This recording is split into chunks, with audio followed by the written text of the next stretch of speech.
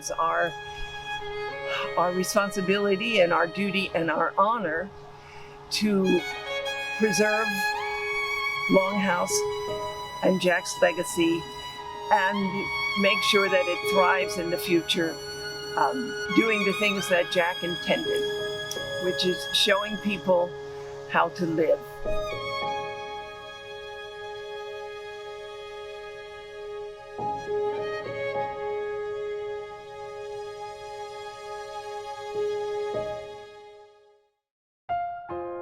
The main element was to create a very personal reportage of Jack Lenor Larsen, the person, the designer, the collaborator, the entertainer, the traveler.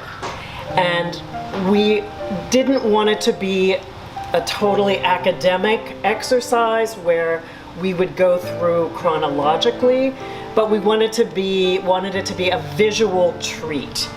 And that's why we thought color stories. I'm standing amongst the saffron and curry story. We thought it would have the most impact and be the most interesting for our visitors to experience. Well, I think the fact that we were able to use Jack's personal belongings, because he would never have suggested that, and that has never happened before. So the fact that we mixed his clothes with his textiles that he created and his small objects that he lived with close to him in the house, I mean, I think it gives a picture of this particular taste of Longhouse and an intimate ability to see Jack like from his dressing room, basically, you know, and to have it punctuated with the lines and forms of the things that he loved. I just think it's a very different exhibition because, as I said, he wouldn't put something together like this before. I've worked with him on every exhibition that we've had here at Longhouse, and it was really geared towards other artists, or at the last few years it was what was going to be staying in the collection and being viewed here as a house museum. So it was more objects, and it wasn't the personal, and it really, most of them never included his vast collection of his own textiles that he designed, and others, but the Larsen textiles. Well, Wendy, who is the in-house curator and knows everything about every piece in Jack's collection and his wardrobe, she had a real insider's point of view on the things he loved, the way he liked to mix things together. So it's very, we wanted to follow that and make it, again, the most personal statement. And with her intimate knowledge of Jack, his life, and having curated so many shows with him in the past, it made that a very, very exciting and wonderful experience for both of us. His wardrobe was always a delight to see, and I think that when we were thinking of it, I was thinking of making a very personal exhibition, what he wore, what he used in his home, how he lived, because he lived this life. What you're seeing in this exhibition is what he had around him, objects he used in his kitchen, clothing he wore, and I don't think an exhibition has been done like this before where it has been so personal, an exhibition, and I don't think that Jack Larsen himself would ever have put together an exhibition like this, because, you know, I mean, that exhibition is, I mean, we needed to do that exhibition indoors. Many of the fabrics are fragile, and especially Jack's own clothes. I mean, everything you see in that exhibition, I imagine Sherry and Wendy explained, or Jack's wardrobe. I mean, Jack was a fabulous man. You never knew what to expect, how he was going to show up. Once in a while, he would just wear a perfectly tailored suit and a rakish hat.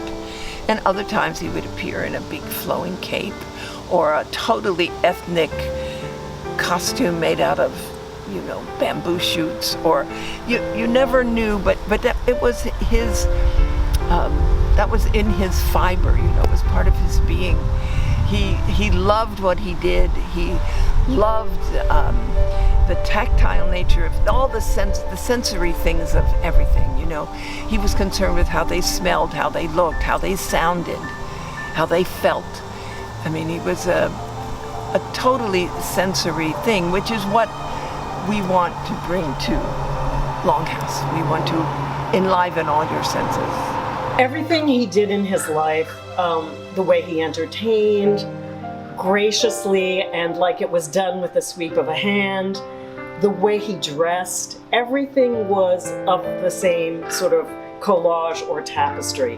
He would interweave, like a great tapestry, all the facets of interests that he had, and it just became this beautiful weaving, this tapestry of his life, and he enjoyed this, but it came naturally. I mean, he just knew the right shirt and jacket to wear to sort of blend or contrast with the garden or with the latest exhibition he was doing. He was just very aware, very acutely aware of everything around him and how it would affect the total picture. He was truly a visionary with a very keen eye. One of the things is that Jack was a huge innovator for many different techniques. I mean, behind us is a beautiful wall of printed velvets, and he was the first person to really print with such saturation through the cotton.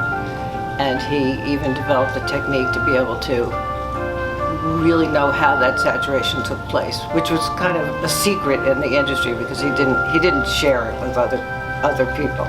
But he also did things like he brought E-cot, which is so popular, really, to the masses. And these are techniques that, without him, I don't know how long it would ever have taken to come to the fore. Jack would want everyone to take away from this experience, and I totally agree with him. This should inspire people to create their own environment that gives them pleasure, that's comfortable, that integrates nature, art, and design, and that is a reflection of their lifestyle, their travels, their family, and any other interest. Do not be afraid to be an individual and make your own statement. That is the best way to live today. I think the whole takeaway from Longhouse and this exhibition is not to be intimidated by what you see, but get a spark of something that would make your life more enriched. Look at a basket and think, wow, either I could make that basket, or I could buy a basket like that, or I could start looking at something that looks like that. It's just, in grouping things the way he would just have things in his home, and which I've tried to do in this exhibition. I think that it's a jumping off point for people to get excited, and I believe that's the same with the gardens. He doesn't mean it to be overpowering. He just wants you to take away something that you can do yourself. As the board president, of course, we wanted this to happen this summer because we lost Jack in December, and we wanted to find a way to represent Jack in the most intimate and private way, and showing the breadth of his talent and his ingenuity in his own space. And I mean, we have been approached by several institutions, schools, and museums who are talking about mounting a Jack Larsen exhibition in the future. So we wanted very much to preempt that and to make our own very special and very private. I don't know that many of these things will ever travel from Longhouse because they're one of a kind. They're fragile. It's they're almost like all living things, especially his clothes and some of the textiles. So this was our tribute to Jack.